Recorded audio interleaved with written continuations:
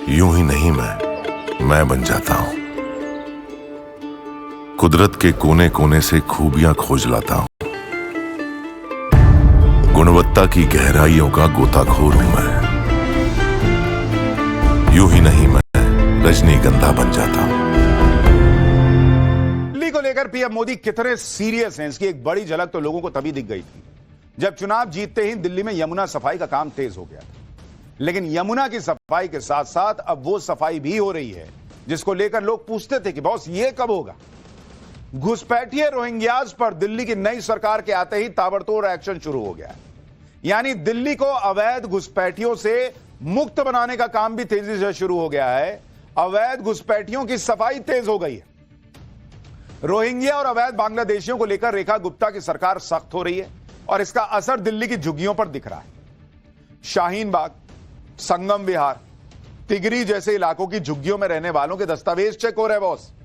इस दौरान संदिग्ध प्रवासियों की पहचान की गई है, उनके दस्तावेजों की जांच की गई है और उनकी सोशल मीडिया गतिविधियों को भी चेक किया जा रहा है। देखिए वहां क्या हो रहा है, ग्राउंड से एक रिपोर्ट देखिए, फिर आगे की बात बताता हूं। केंद्रीय गृह मंत्री अमित शाह की दिल्ली के मुख्यमंत्री रेखा गुप्ता और दिल्ली पुलिस कमिश्नर संजय अरोड़ा के साथ हुई मीटिंग के बाद दिल्ली में एक खास अभियान चलाया जा रहा है। ये खास अभियान अवैध रूप से रह रहे रोहिंग्या और बांग्लादेशियों के लिए चलाया जा रहा है। तस्वीरों के जरिए हम आपको दिखाएंगे। संगम विहार इलाके की ये तस्वीर है जहां पर आप साफ तौर पे देख सकते हैं किस तरीके से यहां पर ये ड्राइव चलाया जा रहा है। खास बात यह है कि इस बार इस ड्राइव की अगर हम बात करें तो आधार कार्ड के साथ साथ बैंक अकाउंट डिटेल्स, साथ ही साथ सोशल मीडिया अकाउंट और फोन को भी चेक किया जा रहा है। आप सोचिए, इसी दिल्ली में नारे लगते थे कि कागज नहीं दिखाएंगे। हालांकि वो एनआरसी के लिए बात होती थी, लेकिन एनआरसी तो अभी आई नहीं। लेकिन जो अवैध घुसपैठ करके बैठे, जब उनकी चेकिंग शुरू हुई तो कागज दिखा रहे हैं लोग। ये होता है जब वक्त का पहिया घूमता है, एक मजबूत सरकार आ जाती है। यह कार्रवाई दिल्ली की सीएम रेखा गुप्ता के निर्देश के बाद हो रही है। कुछ दिन पहले दिल्ली की मुख्यमंत्री रेखा गुप्ता और केंद्रीय गृह मंत्री अमित शाह की एक अहम बैठक हुई थी। बैठक में कानून व्यवस्था और रोहिंग्यास के मुद्दे पर चर्चा हुई थी। बैठक के बाद ही सीएम रेखा गुप्ता ने एक्शन का फैसला लिया था। अभी तक करीब 33 बांग्लादेशियों को डिपोर्ट किया भी जा चुका है। कई लोग डिटेंशन सेंटर में हैं जिनको डिपोर्ट किया जाएगा।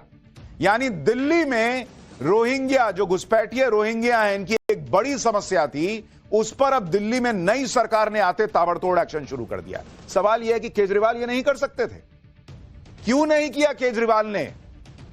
यही तो बीजेपी कहती थी कि जानबूझ के ऐसे लोगों को बसाया है केजरीवाल ने ताकि वोट बैंक की पॉलिटिक्स हो सके। और बीजेपी अब करके दिखा रही है, देखिए हम कर सकते हैं, ये नहीं कर रहे थे। दिल्ली पुलिस का कहना है कि रोहिंग्या के खिलाफ यह एक्शन अभी और तेज होने वाला है। दिल्ली को भयमुक्त बनाने के लिए कानून व्यवस्था को भी टाइट किया जा रहा है, जिससे वांटेड अपराधियों की शामत आई हुई है। जैसे दिल्ली के नरेला में वांटेड अपराधी शेर खान पकड़ा गया है। दिल्ली पुलिस ने एनकाउंटर में शेर खान को गिरफ्तार किया। शेर खान पर हत्या, लूट समेत 27 मामले दर्ज हैं। लंबे वक्त से इसकी तलाश थी। 6 मार्च को दिल्ली पुलिस ने चेकिंग के दौरान शेर खान को पकड़ा था। यानी अवैध घुसपैठियों को निकालना, जो अपराधी अपराध कर रहे हैं उन पर एक्शन तेज करना, एनकाउंटर करना, यह भी दिल्ली में डबल इंजन की सरकार ने शुरू कर दिया। यह बीजेपी साबित कर रही है।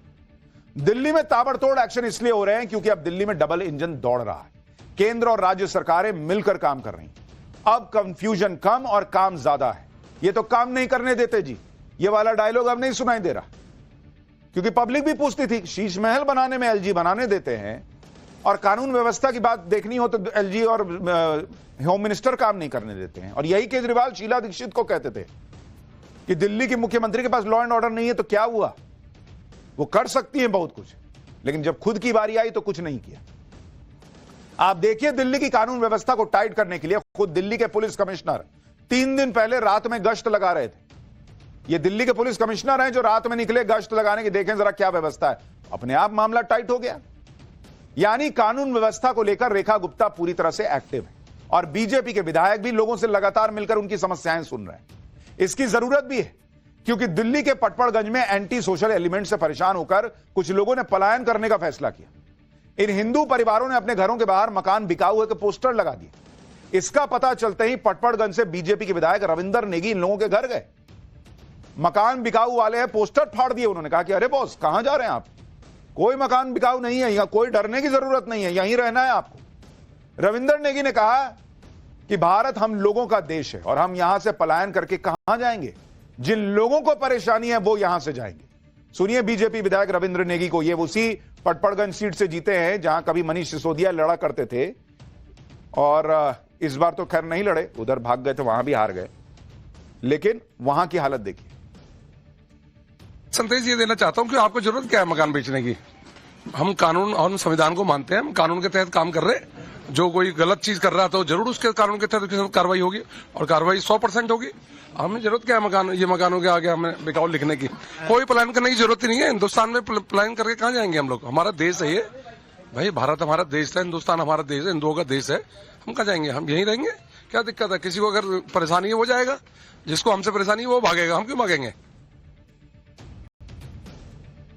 भाई दिल्ली में बड़े बड़े काम तेजी से हो रहे हैं, और अब तो यह खबर भी आ गई है कि दिल्ली को पीएम मोदी ने जो सबसे बड़ी 2500 रुपए महिलाओं को देने की गारंटी दी थी, वो भी कल पूरी होने वाली। सूत्रों के हवाले से खबर है कि कल सुबह दिल्ली कैबिनेट की एक बैठक होगी। इस बैठक में हर महीने 2500 रुपए की वित्तीय सहायता देने वाली महिला समृद्धि योजना का ऐलान हो जाएगा। कल महिला दिवस पर दिल्ली के जवाहरलाल नेहरू स्टेडियम में इससे जुड़ा कार्यक्रम होगा। इस कार्यक्रम में बीजेपी अध्यक्ष जेपी नड्डा, दिल्ली की मुख्यमंत्री रेखा गुप्ता और बीजेपी महिला मोर्चा की अध्यक्ष शामिल होंगे। सूत्रों के मुताबिक दिल्ली में सालाना 2.5 लाख से कम कमाने वाली महिलाएं इस योजना की लाभार्थी होंगी। 21 से 60 साल की महिलाओं को यह हर महीने 2,500 रुपए की मदद दी जाएगी। कल ही इस योजना के लाभार्थियों का ऑनलाइन रजिस्ट्रेशन भी शुरू हो जाएगा। यानी उधर जब तक केजरीवाल विपश्यना करके उठेंगे, बाहर निकलेंगे, पूछेंगे कि आतिशी जी को फोन लगाएंगे कि हाँ भाई अब किस पे प्रेस कॉन्फ्रेंस करना है, तो आतिशी जी कहेंगे किस पे करें सर, 2,500 भी दे रहे हैं ये लोग, तो लॉ एंड ऑर्डर भी ठीक कर रहे हैं, रोहिंग्या को भी निकालने का काम होने लगा है, तो फिर कुछ बनेगा प्लान। फिलहाल पता नहीं क्या है। दिल्ली में जो काम बीजेपी कर रही है, यही काम अरविंद केजरीवाल को करना था, लेकिन वो तो शीश महल बनाने के चक्कर में फंसे रहे कि पर्दा देखो ठीक आया है कि नहीं, 4 लाख वाला कमोड आया है कि नहीं, यही सब में फंसे रह गए। यहां जनता ने अपना सीएम बदल दिया कि जाओ तुम रहो उधर। लेकिन लगता है कि हार से भी आम आदमी पार्टी सबक नहीं ले रही, वो अभी भी वही हिट एंड रन वाली पॉलिटिक्स में उलझी हुई। दिल्ली में सरकार बने हुए 15-17 दिन ही हुए और आम आदमी पार्टी 1500 बार महिलाओं को 2500 रुपए देने का प्रदर्शन कर चुकी है, ऐसा लग रहा है। जबकि बात पहले ही क्लियर हो चुकी थी कि बीजेपी 8 मार्च को इस योजना को लॉन्च करेगी। आज भी दिल्ली की पूर्व सीएम आतिशी ने दिल्ली की सीएम रेखा गुप्ता को चिट्ठी लिख दी, कहा कि पीएम मोदी ने वादा किया था, अब एक ही दिन बाकी है। लेकिन पब्लिक कह रही है कि इसका मतलब केजरीवाल के वादे की कोई वैल्यू नहीं है। पंजाब में आप 3 साल 4 साल से नहीं दे रहे हो, 1000 रुपया नहीं दे रहे हो, इसका मतलब वहां कोई हंगामा आप नहीं करो। इसका मतलब आप मानते हो कि केजरीवाल ने बोला तो क्या ही है, जाओ जान दो। लेकिन नरेंद्र मोदी ने बोला है तो पहले ही दिन से मिल जाना चाहिए। यह मोदी की गारंटी है, तो आप साबित कर रहे हो ये सियासी ड्रामा करके। इसी तरह की सियासी नौटंकी का नुकसान इन्हें चुनाव में झेलना पड़ा था। इनको अभी समझ में नहीं आ रहा है कि पब्लिक इरिटेट हो रखी है, यार अभी तो तुम चुनाव हारे और फिर यही सब शुरू कर दिए। दरअसल सियासत में ज्यादा चीता बनना भी कई बार भारी पड़ जाता है, लेकिन कौन समझाए। दिल्ली में केजरीवाल सरकार के जाने के बाद और रेखा गुप्ता के सीएम बनने के बाद अब लोगों को लग रहा है कि सरकार काम कैसे करती है दिख रहा है। क्योंकि केजरीवाल भले दिल्ली के मुख्यमंत्री थे, लेकिन उनके पास कोई विभाग नहीं था। जेल जाने के बाद भी सीएम पद नहीं छोड़ रहे, तब भी दिल्ली के सारे काम रुके हुए। आतिशी सीएम बनी तो वो टेम्परेरी सीएम बनी रहेगी, लेकिन अब दिल्ली में सरकार नाम का तंत्र दिख रहा है। आप देखिए कि दिल्ली की कमान संभालने के बाद से ही सीएम रेखा गुप्ता और उनकी सरकार कितनी एक्टिव दिख रही है। अस्पतालों का दौरा कर रही हैं, स्वास्थ्य सुविधाओं को दुरुस्त करना है, खराब सड़कों का जायजा ले रही हैं, सड़कों को ठीक करने का निर्देश दे रही हैं, कानून व्यवस्था पर तगड़े फैसले ले रही हैं। दिल्ली के सभी इलाकों में पुलिस गश्त तेज हुई है। यमुना की सफाई मिशन मोड में हो रही है। पानी की सप्लाई पर तेजी से काम हो रहा है। कूड़े के पहाड़ हटाने की प्रक्रिया तेज कर दी गई।